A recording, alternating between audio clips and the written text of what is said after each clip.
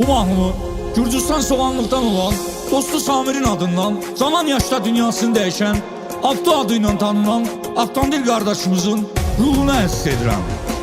Avtandil rəhmətə gedib qəni rəhmət olsun, ruhunu cənnətdə görək, ruhuna rəhmət olsun. Sağlığında xeyli hörmət qazanıbdır özü üçün, əməllərlə özü diqqət qazanıbdır özü üçün, əməllərlə özü diqqət qazanıbdır özü üçün.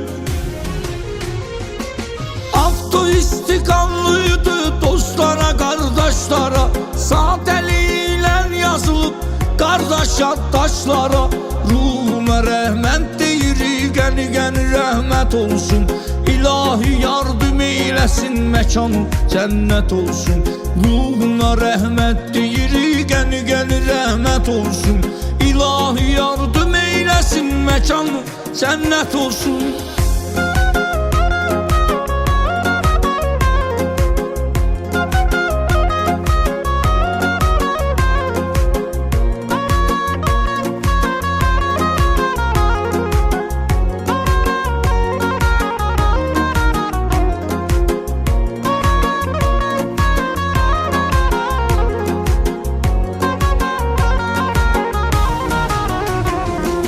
Yaxşılarla dolu idi etrafı Avtandilin, yaddaşlarda qalıbdı etrafı Avtandilin. Dostlar nəsrətdə qalıb gülüşün üçün, sözün üçün, ayrılıq öz kökünü salıb gülüşün üçün, sözün üçün, ayrılıq öz sözünü salıb gülüşün üçün, sözün üçün. Avto istiqanlıydı dostlara, qardaşlara, sadəliklər yazılıb qardaş yaddaşlara.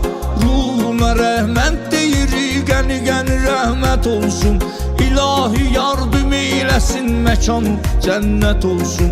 Ruhuna rəhmət deyirik, qəni rəhmət olsun, İlahi yardım eyləsin, məkanı cənnət olsun.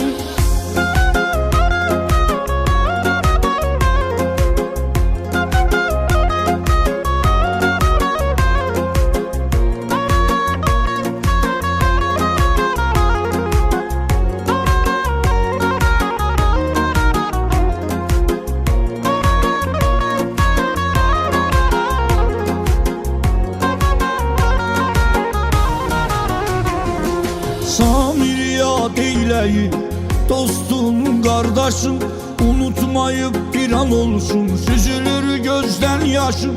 Səni əcəl apardı, amansız oldu, ruhu göylərə ucaldı, zamansız oldu.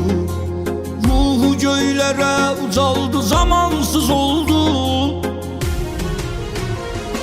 Senle geçen günleri yada salır öz dostların, mezarının başına gelir tek kalır öz dostların. Ecel vefasızlık etti, seni apardı yanına, dostlarının canı gitti, seni apardı yanına. Dostlarının canı gitti, seni apardı yanına.